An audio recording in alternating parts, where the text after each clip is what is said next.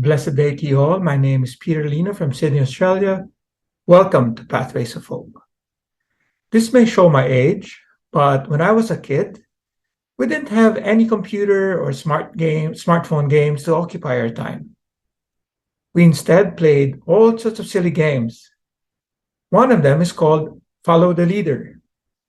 My friends and I would follow around in a single file one of our friends who's been designated as the leader. He walked slowly, we all would walk slowly. He ran towards a particular direction, we all too would go running after him. He would walk in a funny gait, we too would try to copy his movements, no matter how silly we looked. At some stage, he decided to climb up this big rock and jump down to the ground from a reasonable height. And as can be expected, not everyone was able to follow him, and some opted to make their way down the safest way possible, myself included. It's not always easy to follow a leader, especially when things don't turn out to be as easy as what we had thought it to be. In today's reading, Jesus challenges his disciples. Whoever wishes to come after me must deny himself, take up his cross, and follow me. For whoever wishes to save his life will lose it, but whoever loses his life for my sake and that of the gospel will save it. Let us look at those three things he asks of his disciples. To deny himself or herself means to withhold from oneself those he or she enjoys or wants. I guess that may not be too difficult for some people, as they are already able to exercise self-control when it comes to food to have better health or better looks. Others can hold off buying stuff for themselves to save up for something much more valuable or important to them, such as a new car or a new house.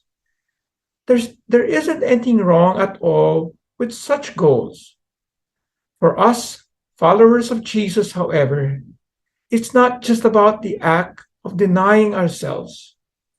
Rather, for what purpose? Or more appropriately, for whom are we making such sacrifices? We do it not for ourselves, rather, we do it out of love for God, to draw closer to him, and to express our desire to live lives pleasing to him. We are willing to sacrifice for him. We are able to spend more time in prayer instead of using it on devices and the internet. We can serve in our churches and communities, even though we may prefer to engage in rest and recreation. He must increase, but I must decrease. To take up his cross, we all, no exception, have got our crosses to bear. Big crosses, small crosses. Crosses which relate to personal weaknesses, physical or mental health, relationships, livelihoods, and the list goes on. As I found out playing that game, Follow the Leader, you will at some point say to yourself, this is no longer easy. Can I really do this? Jesus does make it clear. If we are truly his followers, we are to take up our crosses, endure the pain and hardship, knowing that the cross is a means for us to share in his suffering, and that we too will share in the victory of the cross and the promise of his resurrection. Pope John Paul II said, "Your sufferings, accepted and borne with unshakable faith, when joined to that of Christ, take on extraordinary value for the life of the Church and the good of humanity." To follow him.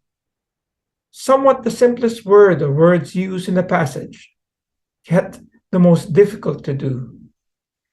To follow him means to live our lives the way he lived his life, to think, speak, and act the way he thought, spoke, and acted. We will soon be entering the season of Lent. In the coming days, we will be reading and reflecting on the life and the very experience of Jesus as a human being. During these coming days of Lent, let us ask ourselves, Lord, how can I best follow you through your life examples?